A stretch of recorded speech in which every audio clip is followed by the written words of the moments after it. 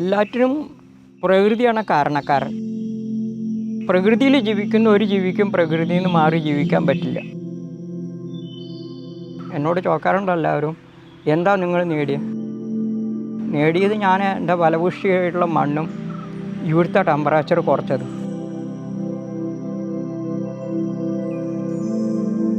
അതിനു വേണ്ടിയിട്ടാണ് ഈ സഞ്ചാരങ്ങളോ അല്ലെങ്കിൽ അന്വേഷണങ്ങളോ പ്രവൃത്തിയും. എൻ്റെ പേര് ശങ്കരൻ നമ്പൂതിരിയാണ്.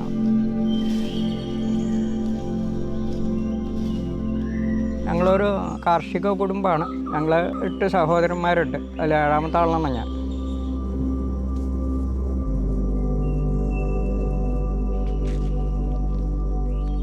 എനിക്ക് കാർഷിക വൃത്തിയോടാണ് ഏറ്റവും അധികം താല്പര്യം ഉണ്ടായിരുന്നത്.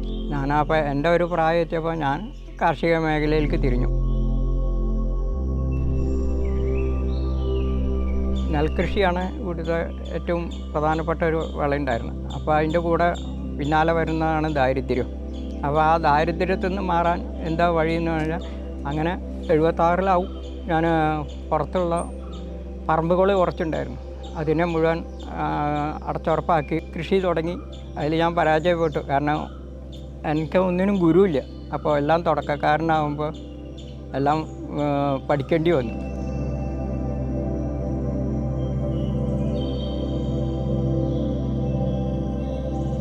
അങ്ങനെ ഞാനൊരു കർഷകനായി. പിന്നീട് അങ്ങോട്ട് എൻ്റെ കാഴ്ചപ്പാടുകളിൽ കൂടെ ഞാൻ നീങ്ങുകയായിരുന്നു.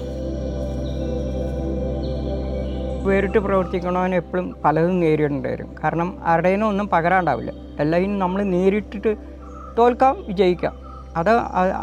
അതന്നെ അല്ല പ്രാധാന്യം. നേരിട്ടേ പറ്റൂ. ഫലപുഷ്ടിയില്ലാത്ത മണ്ണാണ്. ഈ പ്രദേശങ്ങളിൽ വെട്ടുകല്ലാണ് അധികം, പ്രത്യേകിച്ച് എൻ്റെ ഈ കോമ്പൗണ്ടിൽ.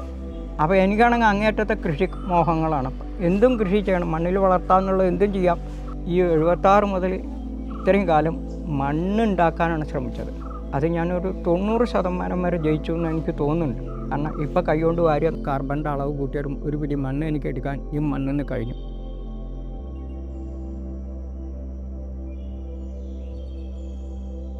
കുട്ടിക്കാലം മുഴുവൻ മാങ്ങയും ചക്കയും തിന്നിട്ടാണല്ലോ അന്ന് വളർന്നത്.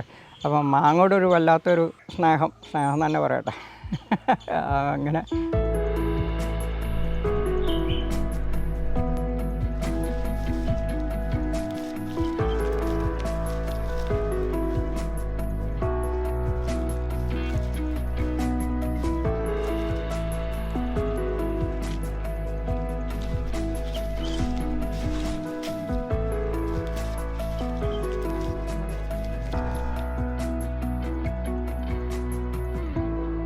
ആദ്യം ഞാനൊരു 10 മാവ് വയ്ക്കാമെന്ന് വിചാരിച്ച് പുറപ്പെട്ടാണ്. അപ്പോൾ ഓരോന്നിനെ പറ്റി അന്വേഷിക്കും തോറും അന്ന് അതും കൂടി വേണമെന്നൊരു തോന്നൽ തുടങ്ങി.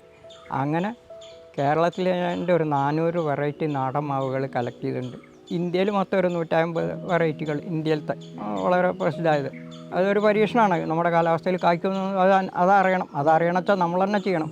ഒരു 150 വിദേശ വെറൈറ്റികളും വെച്ചിട്ടുണ്ട്. അങ്ങനെ ഇപ്പോൾ ഒരു 700-ൻ്റെ മീതം മാവുകൾ കളക്ട് ചെയ്ത് അതിൻ്റെയൊക്കെ ഒരു ജീൻ ബാങ്ക് ഉണ്ടാക്കുകയാണ്. അതാണ് മുഖ്യമായിട്ട്. കാരണം ഇതൊക്കെ അന്യം നിന്ന് പോവുകയാണ്. ഞങ്ങളുടെ ഈ പശ്ചാത്തലത്തിൽ ഏതൊക്കെ കായ്ക്കുന്നു നമുക്ക് തന്നെ ബോധ്യം വരണമല്ലോ. അപ്പോൾ അതിന് ബോധ്യം വന്നതിനെ സംരക്ഷിച്ച് കൃത്യമായിട്ട് പ്ലാന്റ് ചെയ്ത് ഒരു സയോൺ ബാങ്ക് ഉണ്ടാക്കുക. ഇതാണ് മാവ് കൃഷിയിലെ പ്രധാന ഉദ്ദേശം. ഈ മാവിൻ്റെ പേര് ഗ്രഹാം എന്നാണ്. ഇത് ആഫ്രിക്കയിലത്തെ വെറൈറ്റിയാണ്.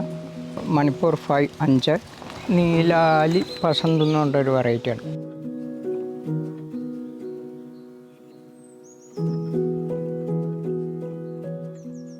ഇത് 7th ഡേ എന്ന് പറഞ്ഞാൽ ഇവിടെ കണ്ണിയമ്പലത്തൊരു ഹോസ്പിറ്റലുണ്ട്. അവിടെ ഉണ്ടായിരുന്ന ഒരു നല്ലൊരു നാടൻ മാവാണ്.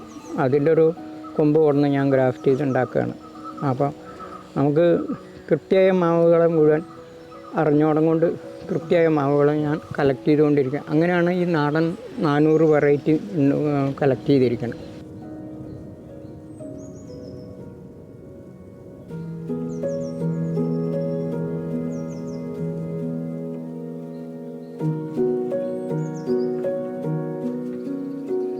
പത്ത് 700-ഓളം മാവുകൾ ശേഖരിച്ചിട്ടുണ്ട്. നേരത്തെ സൂചിപ്പിച്ചിട്ടുണ്ട്. അപ്പോൾ അതിൻ്റേതായിട്ടുള്ള പേരുകൾ മുഴുവൻ ചേർക്കൽ കഴിഞ്ഞിട്ടില്ല. ഇത്രയും മാവുകളാണ് ഞാൻ കളക്ട് ചെയ്യുന്നത്. ഇതിലിപ്പോൾ എല്ലാം ഉണ്ടാവും, എല്ലാ രാജ്യത്തും ഉണ്ടാവും, നമ്മുടേതായിട്ടുള്ളതുണ്ടാവും. നമുക്ക് ഇന്ത്യയിലൊരു 22 മാവുകൾക്ക് GI ടാഗ് ഭൗമസൂചിക അംഗീകാരം കിട്ടിയിട്ടുണ്ട്. അപ്പോൾ അതിലൊരു 17 എണ്ണം കളക്ട് ചെയ്തിട്ടുണ്ട്. ഇനി ഒരു 4-5 വെറൈറ്റിയും കൂടിയും കിട്ടാണ്ട്, അതും കൂടിയും ഇവിടെ അതിനും കൂടി സംരക്ഷിക്കണമെന്ന് മോഹമുണ്ട്. അപ്പോൾ ആ 5 എണ്ണത്തിനുള്ള ശ്രമപ്പോഴും തുടർന്നുകൊണ്ടിരിക്കുകയാണ്.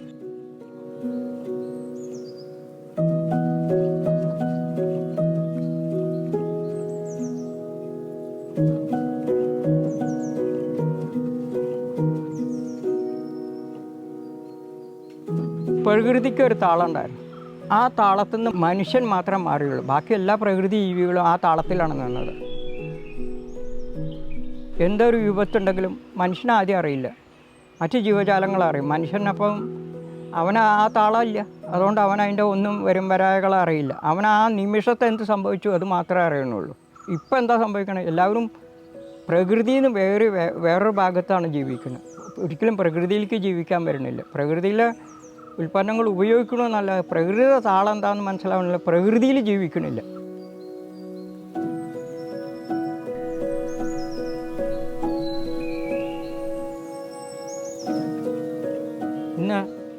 ഇന്ന് പല കുടുംബങ്ങളിലും കുട്ടികളെ വളർത്തുകയാണ്, ഞങ്ങൾ വളരുകയാണ്. അതിൻ്റെ വ്യത്യാസം മനസ്സിലായി എന്ന് വിചാരിക്കണം. അപ്പോൾ എൻ്റെ പേരക്കുട്ടികളെ ഞാൻ വളർത്താൻ ഒരിക്കലും ശ്രമിച്ചിട്ടില്ല. എൻ്റെ കൂടെ അല്ലെങ്കിൽ എൻ്റെ ഈ കൃഷിസ്ഥലത്തിൽ, എൻ്റെ ഈ ഭൂമിയിൽ അവർ വളരാനാണ് ഞാൻ അനുവദിച്ചു. അപ്പോൾ ഞാൻ എങ്ങനെ വളർന്നു ആ പ്രവൃത്തിയൊക്കെ അവരും ചെയ്യുന്നുണ്ടാവും. വലിയൊരു കുളമുണ്ട്, 3 വയസ്സായപ്പോൾ തന്നെ ആ കുളത്തിൽ അവർ നീന്തൽ പഠിച്ച് ചാടി മറിഞ്ഞ് സ്കൂളിട്ട് വന്നാൽ കുട്ടികളിലെ ആനന്ദം എന്താണെന്ന് അവർ പരമാവധി ഉപയോഗിക്കാൻ ഞാൻ ശ്രമിച്ചിട്ടുണ്ട്. അപ്പോൾ എന്താ വെച്ചാൽ സ്വാഭാവികമായിട്ട് അവർക്ക് പ്രകൃതിയോട് വല്ലാത്തൊരു സ്നേഹമുണ്ട്. അവർക്കൊന്നും അറപ്പ് എന്ന് പറഞ്ഞ വാക്കില്ല. അവർക്കതിനെപ്പറ്റി ആ പ്രായത്തിനനുസരിച്ച് അധികം കൃഷിയായാലും പ്രകൃതിയായാലും മറ്റ് ജീവജാലങ്ങളായാലും അവർക്ക് ആ ഉൾക്കൊള്ളാൻ കഴിഞ്ഞിട്ടുണ്ട്. അപ്പം എൻ്റെ ഒരു മോഹം അത് അഹങ്കാരമായിരിക്കാം, ഒരു തുടർച്ച ഉണ്ടാവും എന്നാണ് ഞാൻ വിചാരിക്കുന്നത്.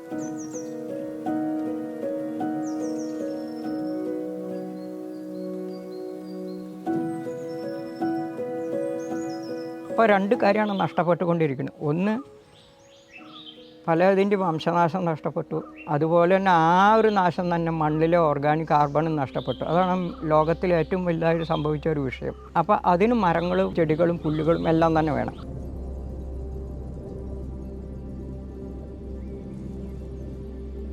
രണ്ടാമത്, അന്തരീക്ഷത്തിലെ കാർബൺ ഡൈ ഓക്സൈഡിൻ്റെ ശതമാനം കൂടി, അത് എല്ലാവർക്കും അറിയാമല്ലോ. പ്രധാന കാരണം പ്രകൃതിയുടെ ബാലൻസ് പോയി എന്നുള്ളത് തന്നെയാണ്. അപ്പോൾ വിഷയം എന്താ വെച്ചാൽ അതിൽ പ്രധാന റോള് ഉള്ളത് കർഷകൻ്റെ തന്നെയാണ് കിടക്കണം, അല്ലെങ്കിൽ കർഷകന് ചെയ്തു കൊടുക്കാം. കർഷകൻ വീണ്ടും തിരിച്ച് പച്ചപ്പ് എത്രത്തോളം ഉണ്ടാക്കാൻ കഴിയുമോ ആ പച്ചപ്പ് കൊണ്ട് മാത്രമേ അതിൻ്റെ ആ ബാലൻസിലേക്ക് എത്തിക്കാൻ കഴിയുള്ളൂ.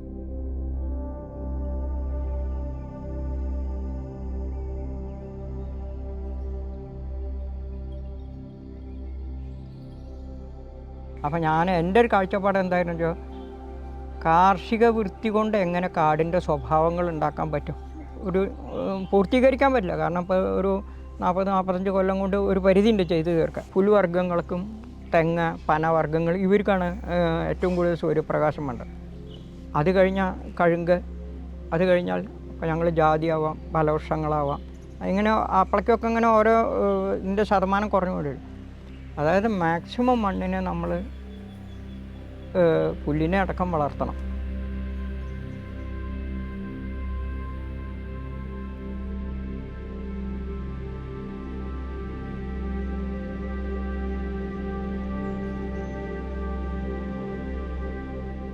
ഓരോ ദേശത്തും ഓരോ പശു ഉണ്ടായിരുന്നു. അതാണ് എൻ്റെ ഒരു നിരീക്ഷണം ഉണ്ടായത്. അതായത് ചെറിയൊരു ദൂരം പറയാം, ഒരു 45 കിലോമീറ്ററിൻ്റെ ഉള്ളിൽ ഒരു വർഗ്ഗം ഒരു പശു ജന്മം കൊണ്ടായിരുന്നു. അങ്ങനെയാണ് ഞങ്ങൾക്ക് പാലക്കാട് ജില്ലയിലൊരു 4-5 വെറൈറ്റിയോളം ഉണ്ടായിരുന്നു. അങ്ങനെ ഓരോ ജില്ലയിൽ നിരീക്ഷിച്ചാൽ കാണാം. വയനാട് പോയാൽ അവിടെ ഒരു പുള്ളി പശു ഉണ്ട്, കാസർഗോഡ് പോയാൽ അവിടെ ഉണ്ട്, വെച്ചൂർ പോയാൽ അവിടെ ഉണ്ട്. അതൊക്കെ ആ ദേശത്തിൻ്റെ പേരാണ് പറയുന്നത്. അങ്ങനെ ഒരു ദേശത്തൊരു പശു ഉണ്ടായിരുന്നു, അതും നഷ്ടപ്പെട്ടിരിക്കുകയാണ്. ആ ദേശത്തെ കാലാവസ്ഥയും അവിടെ നിന്ന് കിട്ടുന്ന ഭൂപ്രകൃതി, അവിടുത്തെ കിട്ടുന്ന ഭക്ഷണം, അങ്ങനെയാണ് അത് വളർന്നത്. അതുകൊണ്ടാണ് അത് അങ്ങനെ ഉരുത്തിരിഞ്ഞുണ്ടായത്. അപ്പം അങ്ങനെ എൻ്റെ ദേശത്തെ ഒരു പശുവിനെ ഞാൻ അനങ്ങമലക്കുള്ള എന്നുള്ള പേരിൽ സംരക്ഷിച്ചു കൊണ്ടിരിക്കുന്നു. അത് വെച്ചിട്ടാണ് എൻ്റെ ഈ കാർഷിക വൃത്തിയും ചെയ്യണത്. പിന്നെ എൻ്റെ വീട്ടാവശ്യത്തിനുള്ള പാലും ഉൽപ്പന്നങ്ങൾ എന്തായാലും. കാരണം ഞങ്ങൾ സസ്യം ആഹാരം മാത്രം കഴിക്കുമ്പോൾ പാലിനും തൈരിനും നെയ്യിനും പ്രാധാന്യം കൂടുതൽ കൊടുക്കും. അപ്പോൾ അതാണ് ഞങ്ങളുടെ ഭക്ഷണ രീതിയിലൊരു അംഗമാണ് മണ്ണിൻ്റെയും ഭക്ഷണം അത് തന്നെയാണ്.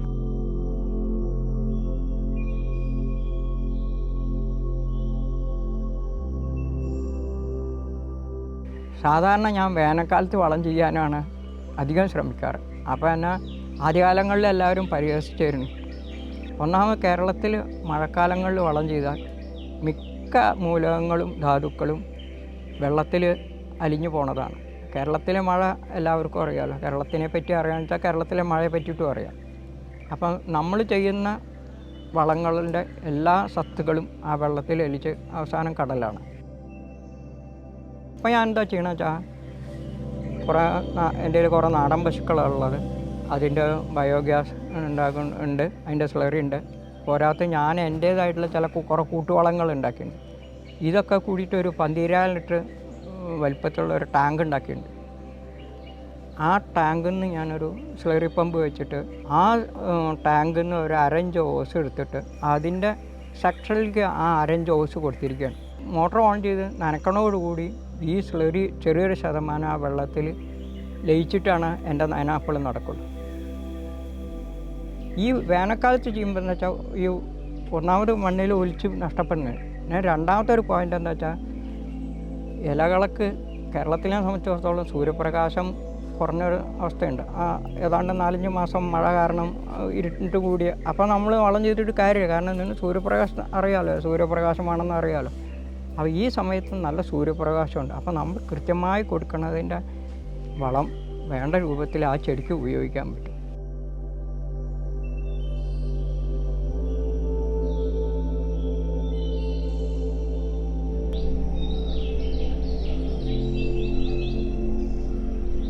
ഒരു പരീക്ഷണ ചിന്താഗതി വേണം, പിന്നെ ഒരു നിരീക്ഷണ ചിന്താഗതി, പിന്നീട് അനുഭവങ്ങളാണ്. അപ്പോൾ ഞാൻ എല്ലാവരോടും പറയാറ് എന്താ വെച്ചാൽ അറിവുകളെല്ലാവരും സമ്പാദിച്ചിട്ടുണ്ട്. വേറെ ആൾക്ക് പ്രായോഗികമായിട്ട് പറഞ്ഞു കൊടുക്കണില്ല. വെറുതെ സംഭാഷണത്തിൽ കുറേ അറിവ് പറയും, പക്ഷെ അതല്ല കേൾക്കുന്ന വ്യക്തിക്ക് പ്രയോഗിക്കാൻ പറ്റുന്ന രീതിയിൽ ഏതറിവും പകർന്നു കൊടുക്കണില്ല എന്നാണ് എൻ്റെ ഒരു ചെറിയ സങ്കടം. ഇതൊരു ഡെമോൺസ്ട്രേഷൻ പ്ലോട്ടാണ്. ഇത് കുറേ കുട്ടികൾ വരാറുണ്ട്. പിന്നെ 1-2 കുട്ടികൾ റിസർച്ചിന് തന്നെ വന്നിട്ടുണ്ട്. തിരുവനന്തപുരത്തു നിന്നും കോയമ്പത്തൂർ അമൃത ഇൻസ്റ്റിറ്റ്യൂട്ടിൽ നിന്നും അങ്ങനെ കുറേ വിഷയങ്ങളുണ്ട്. കർഷകർ വരാറുണ്ട്, ഉന്നതന്മാർ പലരും വരാറുണ്ട്. അപ്പോൾ അവർക്കൂടെയൊക്കെ ഈ പറഞ്ഞു കൊടുക്കണത് എന്താ വെച്ചാൽ എൻ്റെ അനുഭവം മാത്രമേ ഉള്ളൂ. അനുഭവത്തിൽ നിന്ന് അപ്പോൾ എനിക്കൊരു പകർപ്പിന് ഒട്ടും മോഹമില്ല. എനിക്ക് എൻ്റെ എപ്പോഴും ഒന്നിനോട് ഒരു പകർപ്പ് സ്വീകരിക്കണമെന്ന് മോഹമൊട്ടുമില്ല. അപ്പം ഗുരു ഇല്ലാത്തതുകൊണ്ട് എല്ലാവരും വല്ലാതെ നേരിടേണ്ടി വന്നിട്ട്. അപ്പം അതിൽ നിന്ന് കിട്ടിയ അനുഭവങ്ങൾ ഞാനൊരു മറയില്ലാതെ ഒരു 4 മണിക്കൂർ നേരം ഇവിടെ ആഴ്ചയിൽ ഏതെങ്കിലും ഒരു വരും, ഒരു 4 മണിക്കൂർ വരെ ഒരു ഭക്ഷണമൊക്കെ മറന്ന് ആയിരിക്കാം അവർക്ക് പകർന്നു കൊടുക്കാൻ ശ്രമിക്കാറുണ്ട്. ഇല്ലെങ്കിൽ എൻ്റെ ഈ ജീവിതം വെറുതെ ഇല്ലേ, ഞാനത് ആർക്കും പകർന്നു കൊടുത്തില്ലെങ്കിൽ.